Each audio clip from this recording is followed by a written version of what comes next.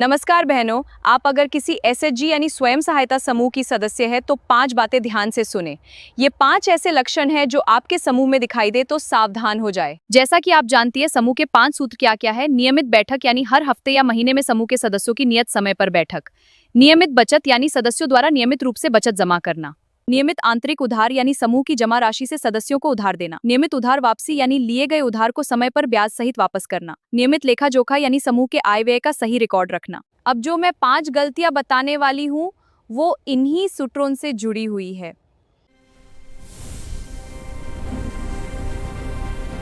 पहली गलती है एवरग्रीनिंग लोन यानी अमर उधार।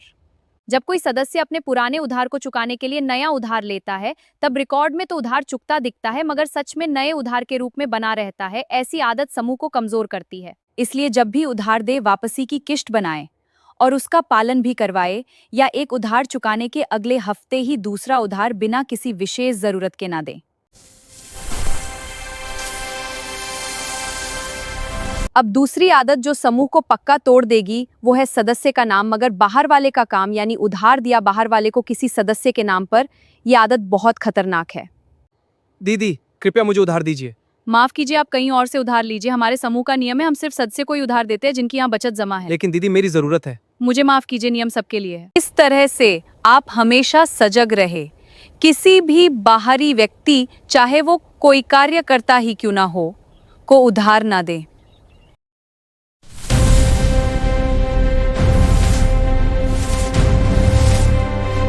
समूह में कुछ सदस्य बड़ा उधार लेते हैं और बार बार लेते हैं, जिससे दूसरे सदस्यों को लोन लेने का मौका नहीं मिलता। इससे समूह में लोगों की रुचि कम होने लगती है।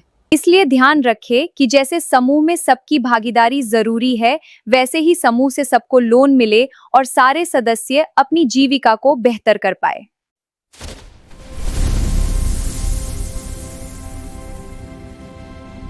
जब कोई सदस्य लिए गए लोन को कहीं और इस्तेमाल करता है तो वापसी की योजना भी प्रभावित होती है।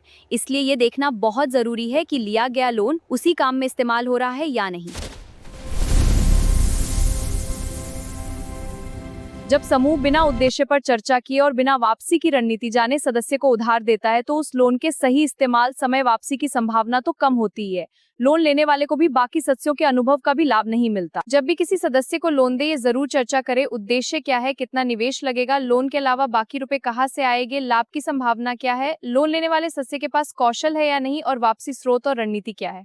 आज हमने लोन देने से संबंधित 5 गलतियों, उसके प्रभाव और बचाव पर बात की। अगली वीडियो में हम लेखा जोखा में होने वाली 5 गलतियों पर चर्चा करेंगे। इसलिए ग्रामीण ज्ञान को सब्सक्राइब करें और ज्यादा से ज्यादा समूह की दीदियों को शेयर करें। जय हिंद।